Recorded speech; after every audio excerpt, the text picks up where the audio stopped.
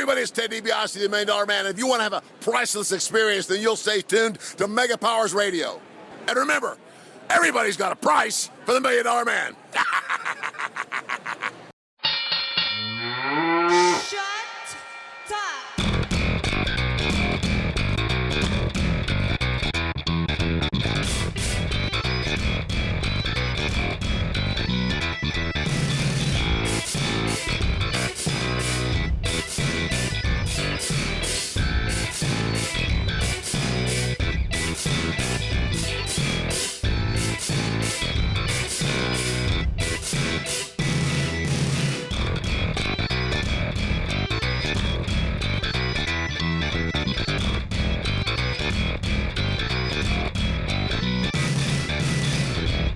What's shaking, Mega Maniacs? It is Labor Day. We just finished watching this edition of Monday Night Raw, and it's time for us to gather for the Monday Night Tradition here on Mega Powers Radio, the most interactive post-Raw experience available, the Raw Post Show here on MegaPowersRadio.com. If this is your first time tuning in, we call ourselves the most interactive post-Raw experience available for a reason. We invite you listening out there to participate in all different means, to post questions, your comments about tonight's edition of Raw, all those various things, and I'm going to tell you about how you can participate in just a moment. But first, let me tell you all about how you can support the Raw Post Show and Mega Powers Radio. Number one way is by finding us on Patreon. Just search for Mega Powers Radio on Patreon, where for as little as $1, you can help keep things running here at Mega Powers Radio, bringing you stuff like the Raw Post Show, the All Talk Show, the Daceman Show, and other things that end with show.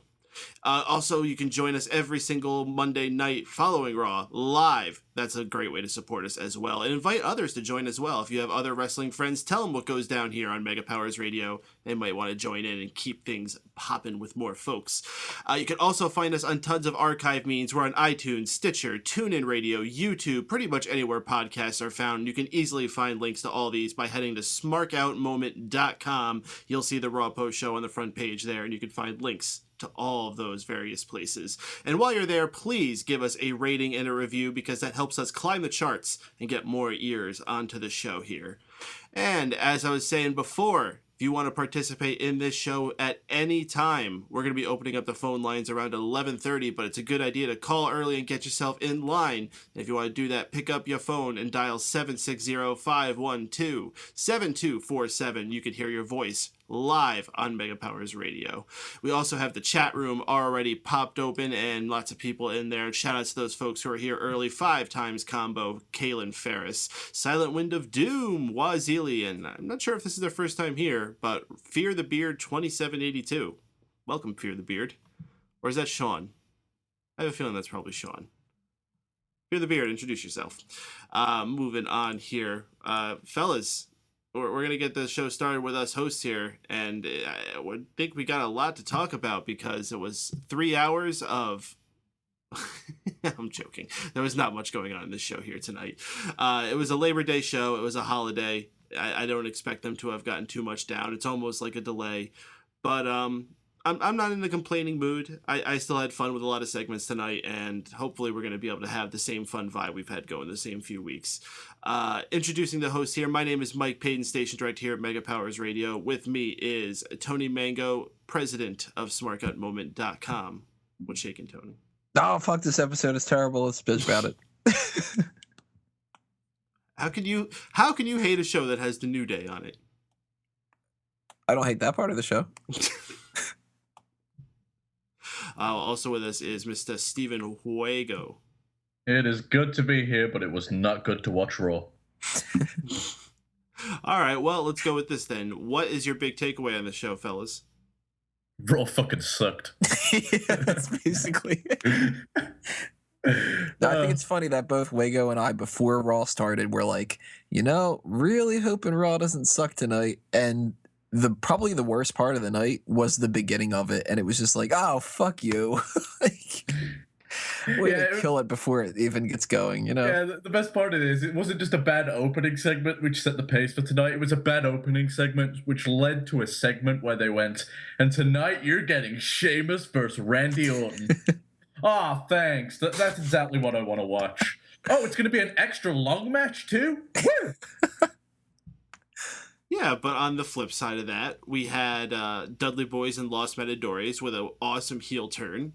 We had primetime players and John Cena teaming together to go against Seth Rollins in the New Day, where we had an introduction of Xavier Woods' trombone skills. He teased it a little bit last week, but this week he was in full-fledged mode with that. I think there was a lot of fun stuff on this show. I can't say I'm too upset with it. No, and you're right. There were some good segments, but I think there was just enough bad and enough poor pacing where the show as a whole just didn't deliver. I think that this kind of goes back to what I had for my note for the first part of the night, actually, where it seemed like that there were two people writing this show. And that's sort of what we saw in the beginning promo. Seth Rollins comes out there and he's cutting the most boring promo I have heard in the longest time. The fans are chanting boring. I'm falling asleep practically, and I'm not tired at all. And then there's this dramatic shift, and Sheamus comes out, and it seems like two different people scripted it. And you look at Monday Night Raw tonight, and it's like they had these terrible, terrible things, and then it would be like a fun backstage thing with the New Day, and then we're going to lead into a shitty Divas thing. Like, you know, it's like two writers were battling back and forth about who was going to get a chance to work on tonight. And they split the, you know, well, you work at this part, I'll work on these things. And one of them was terrible and one of them was great. Now, here's the thing, Tony. You're close. Except that instead of 2 writers, it's like 40. Yeah. That's the problem. There's probably one guy who was responsible for the good stuff, and the 40 of the other ones all divvied up to do bullshit. Because they actually had a good script tonight, and then someone sneezed and had to rewrite it all. No. But look at that promo that started the night off, and this is a great way of like an indicator of how this night went. The fans are chanting boring. Seth Rollins doesn't know what to do with the fans that are chanting boring. He's just like, ha ha ha ha, this is awkward. I can keep going, guys, because there's about 10 more minutes left in this promo. So sorry.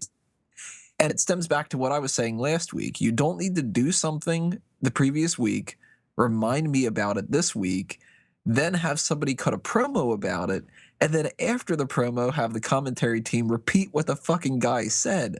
I'm not a moron, and even if I wasn't a complete idiot, I would still prefer a more entertaining option than droning Seth Rollins. But you get this, like, weird situation that I never expected to be able to say, which is got so much better when Sheamus came out. Oh, the best part of the whole thing was when Sheamus came out and he's like, do you have any idea how stupid you sound? And then Seth Rollins, without skipping a beat, is like, do you have any idea how stupid you look?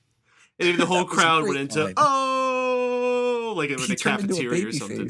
Yeah. Actually, I will give Sheamus props tonight. He was the best part about that opening segment, and I have no idea why. He cut a joke at his own expense about Ronald McDonald. Hey, don't mention my family. Yeah, it was pretty ace. So hats off to Sheamus. He actually delivered tonight. For that, at least. Is there still a chance that he might cash in on Sunday? No. I think by having a segment like this, it makes it too obvious, and now I do not think there's a chance at all. No, but I'm glad they did this segment because I think they've been ignoring the fact that he has the contract way too much. So, but they were also blaring it too hard for a while. They had to pull back. It's good to do these segments once in a while, and I think they're getting the hang of pacing it. Yeah, but they really didn't know what they were doing with this, and I'm surprised that they threw that in there because it's smart for them to throw it in there. But the rest of this was just so, like, then you go from that to, like, this backstage promo where, like Wago said, they're like, hey, I know it took 20 minutes for us to get to this point, but we're going to announce the shit that'll really make you stay here, like Orton versus Sheamus. Yeah, okay, I didn't give a fuck the first 700 times. I'm going to care about it now. And then we go into the Shrieking Paige's theme, which is just like, oh, that reminds me of that shitty match you had last week with Sasha Banks. Like, the first 35 minutes of this episode of Monday Night Raw was just kind of like, yo, here's a bunch of shit that you don't like, and more shit that we're going to keep doing. And this funny little joke in the middle of it and stuff like that. You don't win me over with one of my favorite guys in the company right now doing a shitty promo and following it up with one of my least favorite guys and all this other kind of stuff. And I was just like, at that point, I started checking out, and it was tough to get me back into this episode of Monday Night Raw. Well, again, we have to fully watch it in order to be good judges of it. Exactly. So we're going to go through and we're going to see what you were paying attention to. We know it wasn't the Sheamus and Orton match. I know you weren't looking at that, which honestly, you didn't miss anything with that one. Normally, I'll at least call you. I'd be like, no, they actually had a decent match. No, not tonight, not so much. I have no defenses for that one. I missed an RKO out of somewhere. Yeah, pretty much. We'll get to that. That RKO had really odd placement, and I'm not even just like making a joke. Like there really was an odd placement of that RKO in this match. But I want to talk about our main story tonight, which was set up in this opening promo by Seth Rollins in the ring, which was Sting finally has shown himself to have possession of Seth Rollins' statue, which has been at large the last couple weeks, and he keeps cutting promos in the back of himself with the statue in this dark, shadowy place. We don't know where they are. Seth Rollins throughout the night has to have not one but two matches, basically setting him up for having to do the two matches at Night of Champions. And by the end of the night, Sting shows himself with that statue to be standing in front of a garbage truck. And he knocks the statue into the garbage truck, as you would expect, crushes it, rides off on the garbage truck, and I guess that took him back to TNA. I don't know. I think he took it back to the wasteland. Oh, is that where all the people with face paint are from now? Yeah. Everybody goes to the wasteland. And when he got there was Connor standing there saying, "Hey, welcome to the wasteland." What a perfect symbolism for this episode, though. It ends with garbage. It ends with Sting riding off on a garbage truck waving. Like, wow. See you guys in Destination America. And just like Sting looking like a fucking clown while he's waving and stuff like that. It's just like, oh. Like, if people didn't know how badass Sting is supposed to be, you would really just look at him and think he's just an asshole in clown makeup. I don't mind when they do these segments where it's basically the heel just getting fucked over by one of their prized possessions getting destroyed. But it was just such an underwhelming thing to do. And I mean, I can't suggest anything else that I would have done, but back in the garbage truck, it was just like, okay. I'll tell you why it was underwhelming, because during this, there's an important thing in production when you're setting up a thing like this. And it's important whether you're doing it in practical effects or whether you're doing it in 3D. And it's that you have to make sure that weight looks real. And the problem with this statue is the weight on it looked like shit. Like Sting knocking it over and the way it just like went down and fell down like a freaking pillow. It did not look like a statue. Then the way it got crushed, it just like crumpled so easily. I did not believe this was an expensive statue. I believe this was paper mache. Mm-hmm. And that's an issue, especially when they built the entire show up to that moment. That's what that shitty opening promo was all about, setting that. And it's not even a matter of making a higher quality statue. You could have just done a different way of destructing it. Explosion would have been nice. Explosion, dropping some type of like acid or something on it, dropping it off of a high location. Dropping a giant anvil on it. Yeah. Now we're cooking with fire. Yeah, cooking with fire. Or you could just drop the anvil on it. What, Jim the Anvil? Yeah. All right, we could drop Jim the Anvil, who's on fire. All right. We're solving that explains why he's here. always so sweaty. He's on fire. That family's been through enough.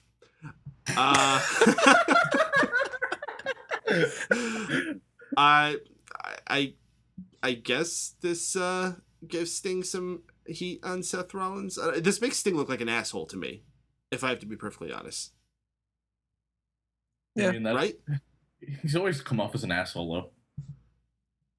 Like, if in WWE, I mean, he's just some guy that shows up in the dark and fucks people over. Oh, man, he introduces with the most annoying goddamn sound in the world. Gah! It's like, God fucking damn it, Sting. No, that's not the most annoying sound in the world. The most annoying sound in the world is Paige shrieking. Well, that would be a terrible way of Sting coming on the screen every time. Yeah, every time Sting comes on, it's Paige going, "This is my house." Oh, is it Paige? Oh, thank God, it's just Sting. Oh, but Paige is coming out now. Sting. It's just Sting. That was so great that Seth Rollins was doing that tonight. Sting. Well, Seth Rollins had two matches throughout the night. He had a singles match against Ryback, a champion versus champions match, which you'd think would be a bigger deal. It played it off like it was just a nothing match going by. Matter of fact, the bigger story they were telling throughout this was the fact that Seth Rollins would have to wrestle a second match later on in the night. In general, though, I don't think this was a terrible match. They were telling the story also of Ryback having this amazing resiliency and getting back no matter what was trying to knock him down, whether Seth Rollins was hitting with all these big moves or trying to keep him outside of the ring for a count out. It ends with Sting causing the distraction on the Tron and Ryback getting a roll up for the pin. Cool. Ryback gets a victory. They didn't have to make him look weak, and Seth Rollins kicked his ass for a lot of this match, and he was distracted by Sting, so it's not a weak loss for him. I have no complaints about this segment. You guys are the ones who are down on it, though. What do you got to say about it? This was one of the few things that I wasn't down on during this event.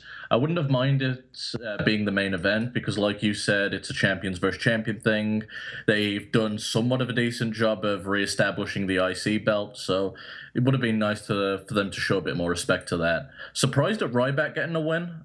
I'm glad he did. I'm a big Ryback supporter. And I thought you could have just tied the whole the Sting thing into the Ryback match and just had that as the main event. I get what they were doing with the whole double duty because he's going to be doing that at the pay-per-view. I just wish it would have gone on last. Duty. I liked the match overall. Ryback was looking pretty strong. Like you said, he kept getting knocked down, and then he got Ryback up again. Never going to keep him down. I had to. But I liked even more so than the match, the things that happened before this, which was Ryback's promo backstage where he's pantomiming the moves that he normally does, which was amazing. Now that's a whole new level of this weird version of Ryback that we've got in our minds, where now he's like a mime too. And yeah, but the facial expressions he had during that was so fucking weird. Yeah, which was even better because he's just like this awkward fucking guy. And then we had Kevin Owens coming up there doing the douchebag eating an apple thing, which, by the way, is called The Snack is More Interesting. It's you get the jerk guy who eats an apple to prove that he's not really interested in what he's talking about and wants to just seem like a complete jerk. And Owens just sitting there going like, yeah, you're gonna eat some more, huh? Like, just fucking love Owens. Love the Ryback thing. Match was kind of cool. And, when we got to, what was it, like the 2-hour mark, and we were looking back and going, well, which one of the two matches were the best of the night? For a while, it was this one. I like how we're talking a lot about like screen storytelling and stuff like that. We're talking about how important weight is and, the placement of an apple. And how to pantomime, like, acting techniques. Mango, a TV tropes reader by Silent Wind of Doom. Damn straight. I'm sure Mango has trolled that website many a times. You can get lost on that website. Fully endorse it. WWE is giving KO a push towards the IC title, says Fear the Beard 2782. He is a prize fighter, and if he's not getting that US title anytime soon, he certainly ain't going for the world title. Why not the IC title? I'm going to be so conflicted if those two feud, when they feud, because I'm a big Kevin Owens supporter, but I really don't want Ryback to lose that belt. I was kind of hoping Ryback would keep it for the rest of this year. And Kevin Owens can't come out the weak guy in another feud. Yeah, I mean, he's just gone from beating Cena to now being Cena's bitch and struggling with lesser guys, so he really does need to pick up a win, and an aggressive win at that. Yeah, I'm kind of... I don't know who to root for because I want Owens to be the Intercontinental Champion, but I wanted him to win it around Survivor Series. I don't want this to drag out until then. Yeah, I was about to say, they could stretch it out to then. Depends on how good the matches are. These guys might have some crazy chemistry. Well, if it turns out that these guys have got really good chemistry, I wouldn't mind seeing it be a 3-month thing, but if it's a dud match, I hope they don't stretch it out. The only way I'd be okay with them stretching it out is if we also include Big Show, Cesaro, and The Miz. Because then you've got like some, stuff to play around with. I thought you were kidding. Can we not have 10 people feuding for the goddamn belt for once? Well, during these long title feuds, I actually think they need to include more people because they need to have justification for why these guys can fight for the belt again. If you've just lost a title match, you do need to go back to the drawing board and beat a few people. So even if they're just there to be pinfalls for Kevin Owens, I'm fine with that. Mm-hmm. We got a tweet from Dane Quinn on Twitter saying, at Raw Post Show, if your ratings go down this week, it's because at Christian for Peeps is live on hashtag Stone Cold Podcast. Got a point. We know where he'll be. You know what the nice thing about being on a podcast is? You don't need to have the blue dot up. Oh, wait, I guess on theirs they do because it is a video podcast. We got an interesting tweet here from Douglas Hedenberg. It's at Raw Post Show. Hashtag Raw Post Show. Enthralling tweet. Thank you, Doug. I agree. Yeah. I don't disagree. Let's say that. All right, let's dig back to the beginning of the show here. We had a rematch from last week, Sasha Banks versus Paige. We complained a long time about the treatment of the divas, and Sasha Banks especially through that. Sasha Banks at least got a win this week, but man, could they have had more than 3 minutes? Nope. Fellas, anything we want to follow up from last week, or are we just going to echo those thoughts? Why do all the divas mess with their hair during their entrance? I thought that's just what women do all the time. Yeah, pretty much that's true. Dude, if you watch the freaking Paige and Stone Cold podcast, holy shit, she does not stop like flicking her hair and playing with it and shit. Yeah, I know Austin too. I noticed it when I was watching NXT, I think it was, that Alexa Bliss did that when she came to the ring. She's awful. She does it all the time. And I noticed it tonight. Paige was doing it, and I can't remember who else did it now. I think it might have been Sasha Banks. Yeah, it would have made sense. But, like, they fluff their hair all the time, and I'm just kind of like, well, shit, if you spent less time doing that, maybe you'd actually have more time to wrestle. Fuck. They don't know what they're doing with the Sasha Banks thing, do they? At least they're moving in the right direction by these girls finally having singles matches and not strictly tag team matches. That was getting a little excessive. But I want to see these factions totally break up soon, and hopefully it comes when Charlotte takes the title off of Nikki Bella. At Night of Champions. At Night of Champions. She's not going to win before that. Well, that brings us to a segment they had later on in the night. The Bellas come out, along with Alicia Fox. I mean, Team Bella. Nikki Bella is showing her, the Bella Clock, or whatever the hell it's called. Bellatron. The Bellatron. How much time she has left until she's going to be the new longest reigning Divas champion. And she said next week on Raw, she's going to be having a Bella-bration. Oh, come on, Tony. You don't like that? No, and for the record, Bellatron sounds like the worst goddamn Transformer ever. Listen, it's only funny when Bo does it, damn it. Bella-bration was my second favorite pun said on this show tonight, and we'll get to my favorite one a little bit later. Is that the Who said it? No, it's not the Who said it, but I do have it as a backup Who said it. But anyway, the party gets crashed by PCB, who attack them like bullies. Again, baby faces looking like total heels, and that was our segment. Hashtag Divas Revolution, guys. What needs to happen here, I said it before when I said that should have been a triple threat at Night of Champions, but next week, if they don't do this, I think they are really fucking dumb. You need to have Charlotte versus Nikki go on for, I don't know, past a commercial break. Really make you think that they're investing a lot in this. And it needs to be good, too. You know, it needs to be on the women to put on a good match. And, excuse me, it needs to also end with Sasha Banks fucking up the pinfall. Disqualification means that Nikki Bella retains the title. She passes that year mark or whatever it is. And Charlotte's all pissed off. Sasha Banks is like, look, I beat Paige.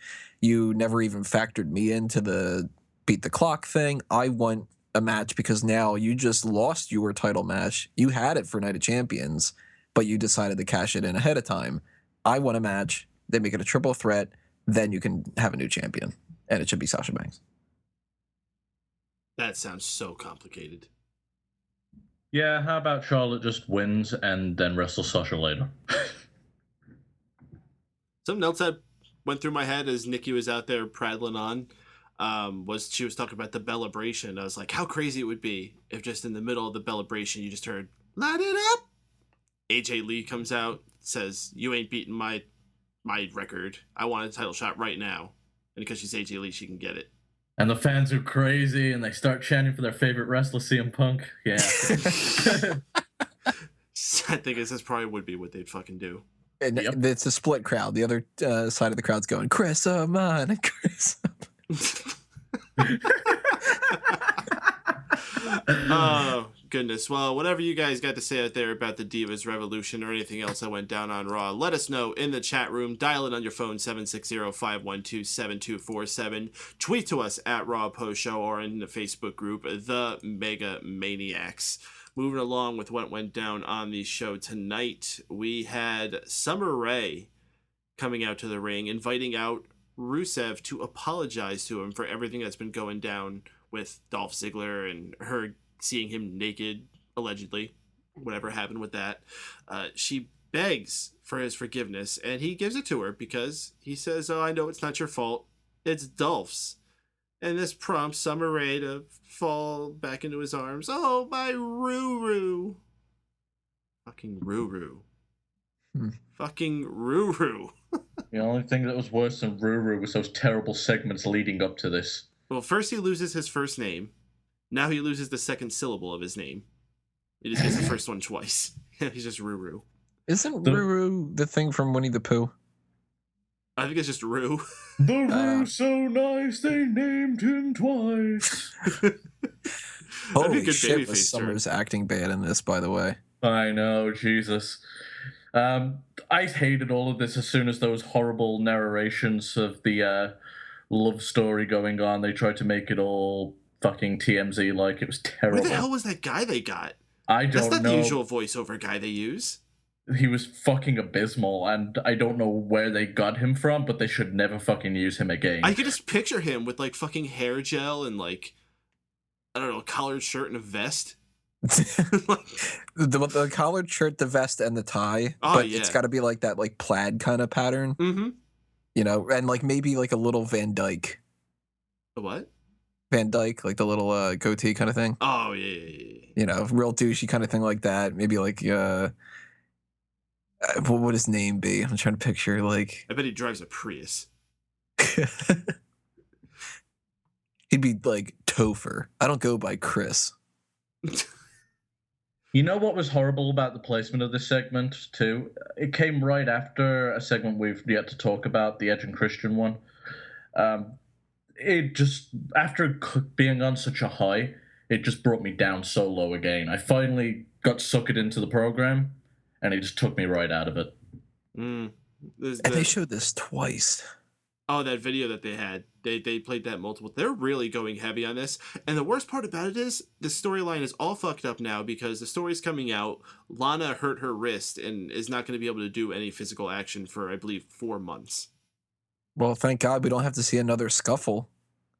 Well, are they really going to stretch this out for 4 months? No, until we could actually have a match. Like, do we really have to have this match?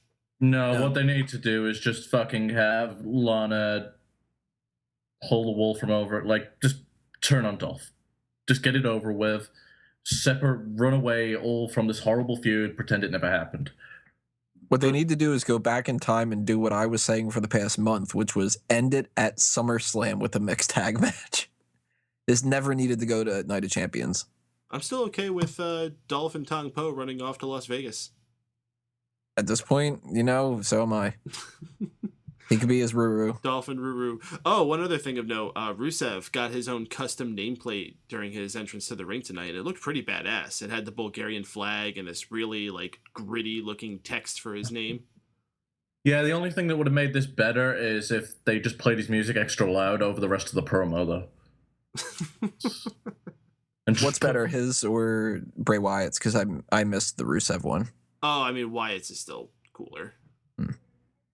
But we had a match that I'm sure we were all clamoring to see. Randy Orton versus Sheamus. Oh, for fuck's sake. My gosh, I feel like every time this match comes on, we complain about how we've seen it 50 times. And that was 50 times ago. This match has happened so goddamn many times. And I'm normally one of the first ones to come to the defense of saying these guys have a decent match, and they did not tonight. They were not on their game. I just don't think they knew how to make it fresh. The ending was typical. Randy Orton hit an RKO, but, you know, they say he hits the RKO out of nowhere, but this literally was just so fucking random. They were going through like a series of chain wrestling. and then boom, RKO. I'm okay with it. I like logic. I like building up to moments, you know? Not just, boom. Okay, if this was a short match, I would have been perfectly fine with it, but you are right. Mm-hmm. If you're doing a long match, it needs a big finish, or at least a logical finish. My favorite finisher of all time, Sweet Chin Music. When Shawn Michaels starts slapping his leg and he starts hitting the mat with his foot, you know it's coming. It's I personally put it as, if not number one, my number two finisher of all time. And to be quite honest, that one that I debate it with is the RKO. Just because the RKO can almost be hit out of any position, or there's some way of transitioning into it. And same with the super kick. As far as this match goes, it was just way too much time given to a match that we've seen way too many times. Sheamus came into the company, and as soon as he left DCW, he was in a program with John Cena. He got the belt, and it wasn't too long before he was already defending his title against Randy Orton on pay-per-view. And from there on in, we've seen it throughout every year of Sheamus's career.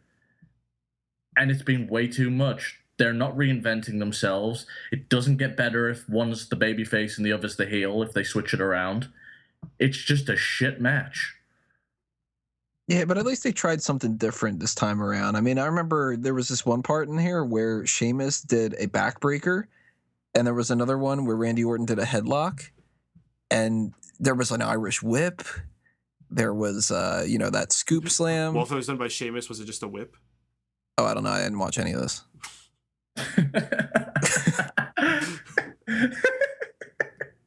Oh, fuck this feud.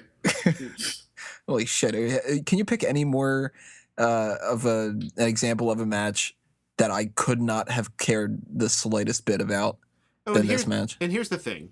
This match could have been short and accomplished the same thing, because this wasn't even about the match. It was about what happened after the match, which was, as soon as it ended, Sheamus, celebrates leaving. Sheamus leaves, Randy Orton celebrating in the ring, and then we get Bray Wyatt's little "Bleh!" And then the Wyatt family appears. And the three of them beat him down, including Braun Strowman hitting his two finishers on him. And the Wyatt family just stands there looking strong. Worth mentioning that it was earlier in the night we saw Randy Orton talking to Roman Reigns and Dean Ambrose as, I guess, potential teammates for them to join against the Wyatt family. So that... you said that it's probably writing him out. I thought maybe it was making him want to have more of a vendetta, but it does look like they are going the route of taking him out of action and building the story of, well, whoever they try to get as their third man, they're going to beat down. Mm-hmm. Mark Henry needs to be the next one. Or R-Truth. You just want to see them get beaten down and taken out. To an extent, but also because they're big enough names that it would kind of look like, well, maybe they'll put them in there and then they can written off and not wrestle at Night of Champions and nobody would care. Yeah, and bring Del Rio back. That'd be funny. Yeah, just beat him anyway. He doesn't have to be a part of this match. Fear the Beard saying, is Orton the third man for Night of Champions? I do feel like ultimately in the end, Orton will probably come back like the Raw before Night of Champions to show himself being the guy for the team. Yeah, but then what's Eric Rowan going to do? Isn't he injured until sometime next year? I don't know. I just cracked up that I mentioned that it'll probably be Eric Rowan, and then rumors start flying out that it's going to be Eric Rowan. Well, Eric Rowan is still on the injured list, but we don't know exactly how far along that is. I mean, he could have just made a better recovery. He's been gone for a little bit. And the Raw before Night of Champions is just next week. Oh. So if Orton was written off for this week and he just comes back next week, it's not going to mean anything. What if it is Baron Corbin? I think it is. Huh. I don't. I think that's why they had that graphic made up. Now they might be able to switch it at a time, but that isn't a Photoshop? Looked exactly like the image that's up on there now. I mean, that's the idea of a Photoshop. Well, I mean, everything WWE puts up is Photoshop too. Yeah. So I mean, I don't know if that was just a bullshit image that people were leaking around. It's hard to tell, man. Did you see that fucking, what was it? Was it the Royal Rumble? No, it was SummerSlam. That SummerSlam banner they had that just looked like they just dropped templates of the wrestlers on the subway. Mm-hmm. It looked fucking awful. So that looked the same way that image did too. Yeah, I thought that was fake too, but no, that was legitimately on their website. So That like might have been the legit image they made, and they probably also made one that had like the little vacant question mark on it. And Well, the thing that didn't just help messed up about which that, one they posted. there was one that they had of the SummerSlam one with an incorrect date, so it looked really fucking fake. Well, plus Baron Corbin looks like the type of guy that could team up with him. He does. And there's not many other people that aren't wrestling at Night of Champions that could be on there. Like, It's not they're a not bad way going to to build up this introduce whole him either. thing. We need a new big guy for the Shield to take the heat off Roman. But I mean, like, who else are they really going to do? If they can't do Eric Rowan, then I mean, I wrote an article about this a couple weeks ago, even, and I was just like, you know what? Who the hell would it be? Because like Ryback's going to defend the IC title. It can't be him. It can't be somebody like Curtis Axel or Damian Sandow. It can't be like Brock Lesnar's not going to come in. The Rock's not going to come in. Adam Rose, who the fuck's he going to do? Like, yeah, it's like you have a limited amount of people. Baron Corbin makes sense. The only thing that's going against him, other than being an NXT, is that he's a heel. I guess They can get around that easily. there's only one person that I thought about from NXT, and it wasn't Baron Corbin. Is it Joe? Yeah. Yeah, Samoa Joe, I think, is another good option they could go with. They're all fucking indie darlings. It'd be kind of, well, Roman isn't, but he was for a little while. At least by the internet. I can't explain what I'm saying. Shit, for that matter, they could even just grab Finn. Yeah. Yeah, they could always do Just that. like, you like playing your mind games, Wyatt? Well, we went and found someone who's even better at mind games. Just have him come out in the demon paint. That'd be awesome. And that'd be a good tease for a future program for Finn. Mm-hmm. When he finally does come up, him and Bray Wyatt, that'd be awesome. Oh, hell yeah. Like, the match might fucking suck, but the lead up to it. But, like, the video they would make for it, like, they could really play into the theme of them both being dark minds. Plus, I kind of want to hear if Bray Wyatt says Finn, like he says man. Finn. Like Finn. What's up, Finn? Finn. Speaking of Roman Reigns and Dean Ambrose, they actually did have a match earlier on the night that I skipped over. It was them against the Ascension. Basically a squash match. Roman Reigns winning with the spear. Nothing really to say. Yeah, way to help promote that Cosmic Wasteland stable, was, right? Yeah, that was one thing. The Ascension was just aligned with Stardust, and it's supposed to be this whole new thing, and not even a week later, shitting all over it. But hang on, they improved. They got on television. Well, this is true. Maybe Yeah, just a SmackDown exclusive story. Like, wouldn't this have been a better spot for like well, no, I can't even argue that. I was gonna say for Lucha Dragons, but they're baby faces. Shit, couldn't Los Matadores just do double duty? Hey, Lucha Dragons are going to end up turning heel as soon as they need to put someone else through a table. Nah, they're there to help out Neville against the Cosmic Wasteland. That's my prediction. So we had a much more entertaining tag match. We had the Dudley Boys against Los Matadores. This is fun, mainly because there was this whole mishap with one of the Matadors crashing into the other one in the corner, knocking him down. El Torito gets up saying, "Hey, what the heck is up with that? What did you do? You just hit your own partner." And that Matador responds by bull smacking the frickin' bull, knocking him down off of the ropes down to the ground. Absolutely fun to see. Turns around into a 3D for the pin. This prompts both Matadors just to lose their shit, and they both start beating up on the bull. And 3D, or I keep calling him Team 3D. Good job, TNA. The Dudley Boys are deliberating up on the ring, thinking, should we go help him? Yeah, we should probably go help him. So in they go, they grab a table, put the Matadores through a table. And I don't know if this will end up with an alliance for the Dudley Boys and the Bull. I could enjoy a Bull Dudley, but this was fun. Good, clean fun. He can't be Torito Dudley. It needs to be Bull Dudley. It needs to be Bull Dudley. He needs to be 3D Dorito. And they need to bring them back. Hey, Torito, what did the hand say to the face? Slap. That was great. So, a heel turn for the Matadores. I don't know if this means they're actually going to even stick around as heels, or maybe this is going to mean the end. I was thinking maybe just one of them was going to turn heel and then be like, all right, enough of this Matador shit. I'm going to become a badass Spanish dude. Start doing like the Vato thing, like Camacho. Like Unico? Same guy, pretty much. Yeah, it didn't work out for them. And, you know, there's been reports that they were going to take Los Matadores and repackage them. The hell are you going to repackage them as that'll make them seem better? Epico and Primo are exactly the same as Los Matadores. Yeah, and you can't just take the masks off them because then everyone's like, oh, look, it's Epico and Primo, they're back again. Yeah. Oh, so this team that sucked before and then sucked before that still sucks. Well, you could put them in different masks. Like, then they're completely new people. All right, we're going to take the Puerto Rican people and we're going to make them Mexican Matadores. All right, well, that didn't work. So let's see what other kind of stereotype we can fit them in that doesn't make sense. Let's hear your French accent, guys. Oh. They did have those French berets on for a while. They could just like keep those hats and just like. What would be the French equivalent to the Los Matadores? And what the fuck are they going to use for a mascot? A baguette. Baguette, yeah. El Baguetto. I'm lost on this one. Anyway, Dudley Boyz looking strong as the number one contenders. We had a singles match between Cesaro and The Miz. Did not last very long. Big Show comes out, scaring Miz, hightailing out of the way for a count out. Big Show knocks out Cesaro for good measure. And that was that. Cesaro had a new t-shirt.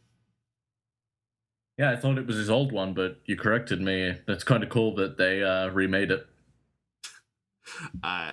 Again, I'm so tired of this Big Show, Miz.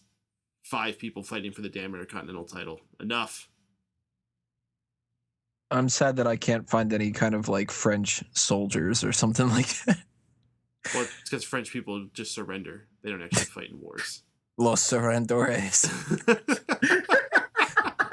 They come to the ring and immediately lay down. Yeah, the best part about this Big Show thing was the fan that slapped his arm and he looked back like, don't you ever fucking do that again. Guy shit himself. So before I go back to what was probably the best thing going on throughout the night, one thing I did notice and didn't mention, is when Seth Rollins was coming out for the main event match of the night, there was this random part where this dude just like came around from the side and started walking alongside Seth Rollins. And it was just all, did you guys see this? No, I was looking at the screen at the time. No, to be quite honest, I was having a hard time paying attention by the end. Neither of you saw this? Someone in the chat room I know had mentioned this. Like, Seth Rollins is coming to the ring, and there's just random dude, and he looked like I don't know, a famous rapper or something. I couldn't even say who he looked exactly, but he looked so out of place, and he was just walking alongside Seth Rollins like he was in his crew. And then, like, the camera cut away, like, it wasn't for a good 3 seconds. Like, he was there, and, like, he didn't, like, attack Seth Rollins. He didn't, like, try to make signs at the camera or anything. He just, like, walked all chill alongside him, like he was supposed to be there. Maybe if I act natural, they won't notice me. That's pretty much what it was like. Someone out there, give me answers to this. I know someone out there in the chat room had to have seen that. But the most fun we had tonight, first off, was in the backstage area. Seth Rollins is going around looking for Sting in the statue, but he is met by the New Day, who informs him that he should just focus on the power of positivity and help him find everything and get through it. But this is interrupted when Edge and Christian show up. Edge gets in Seth Rollins' face, scaring him away. But then that leaves New Day, specifically Xavier Woods, getting into a battle playing the trombone against Christian, who pulls out a kazoo, and they're playing little ditties back and forth. Then the Dudleys show up.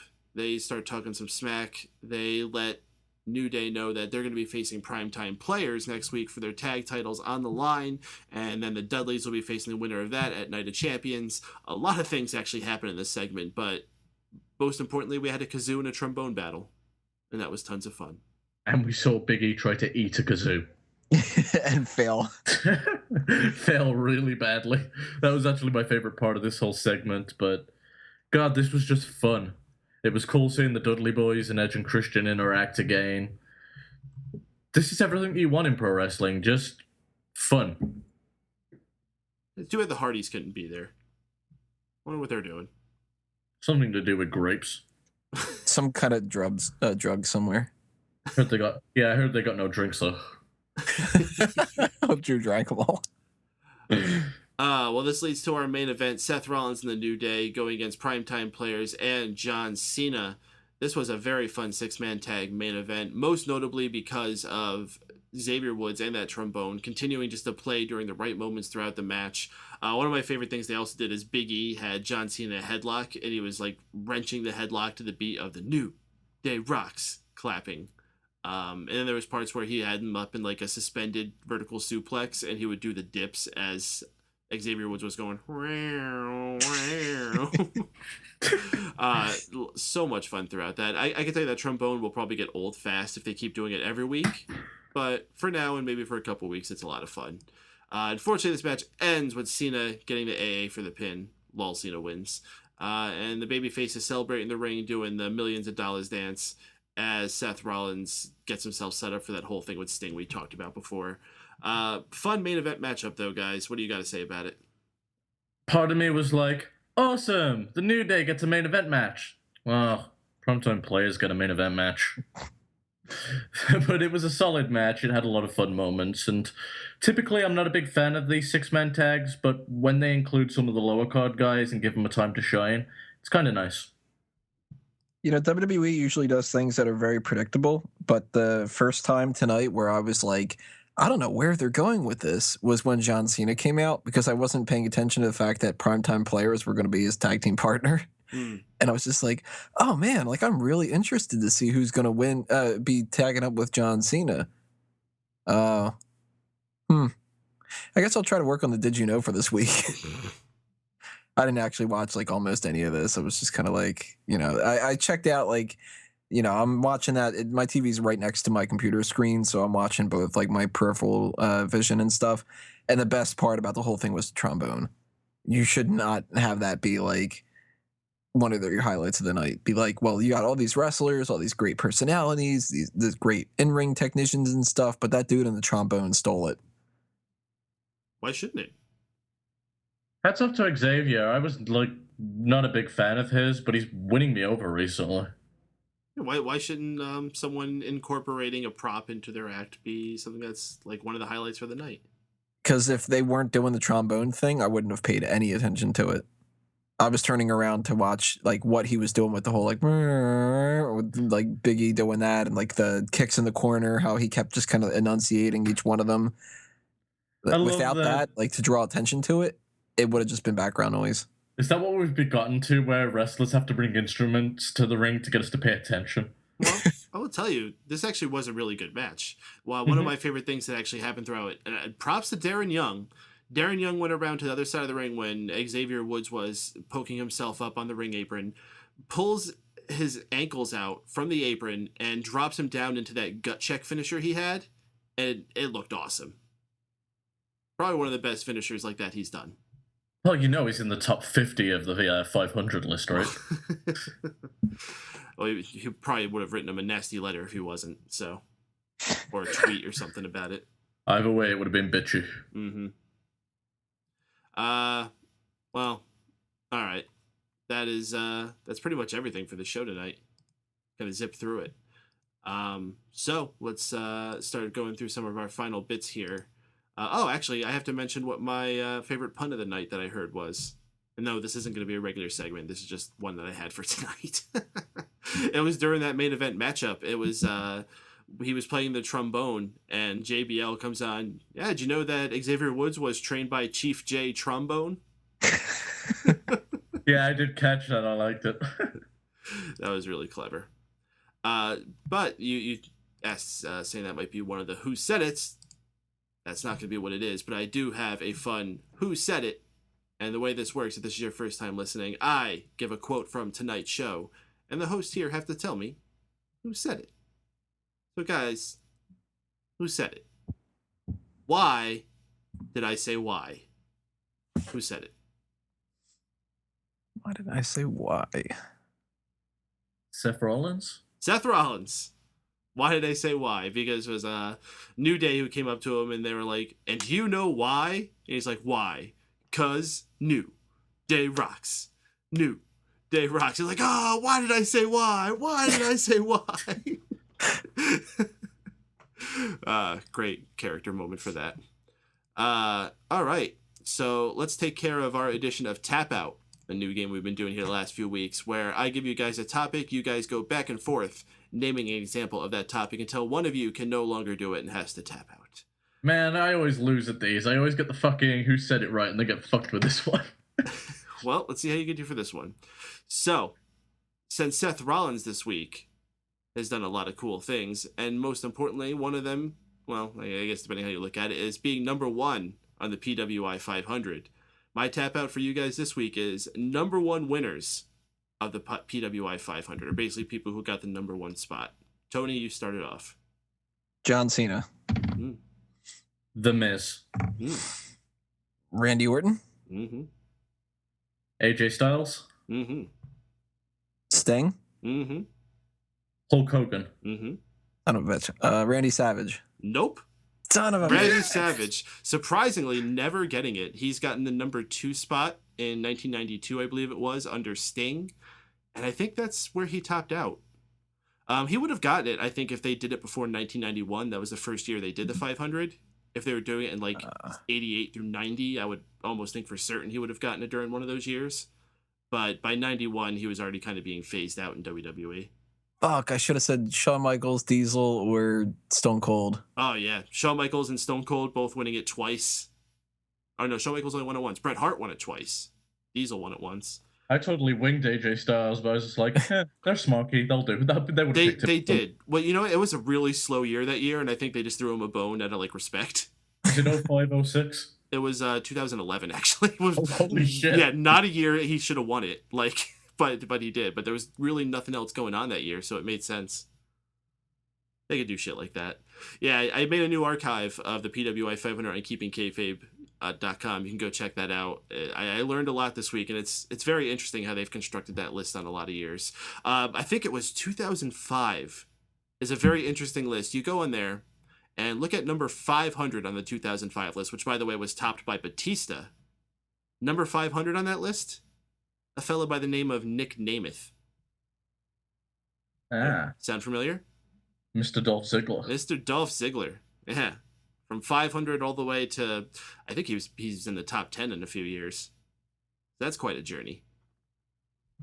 All right. Well, Tony actually losing this one. Wago, you complained enough. You actually won this one. So you get to choose how Tony does the plugs. So you get to get suggestions or come up with one yourself. The chat room, you are open to send one out there or on Twitter. You got a little bit of time to do it. In the meantime, though, we are going to do our good, bad, and ugly, where we tell you what the best part of the show was, the worst part of the show, and the most awful must-avoid crap on this show was.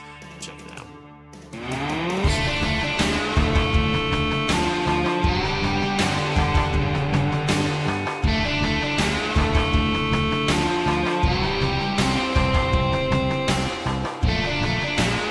Yes, it is the good, the bad, and the ugly. We're going to get it started off with us host here, but if you have a good, bad, and ugly, feel free to drop it off in the chat room.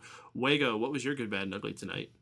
So my good has to go to the Edge Christian Dudley Boyz New Day segment backstage. A lot of fun. It was awesome. As far as the bad goes, Randy Orton versus Sheamus. No. Jesus Christ. No, we've seen it too many times. And for the ugly. The ugly is meant to be the spot for the thing that just makes you embarrassed to be a wrestling fan. And tonight, the whole Lana, Summer Rae, Ziggler, and Rusev thing, I would have been embarrassed if someone walked in on that. Spoiler, I have the exact same good, bad, and ugly.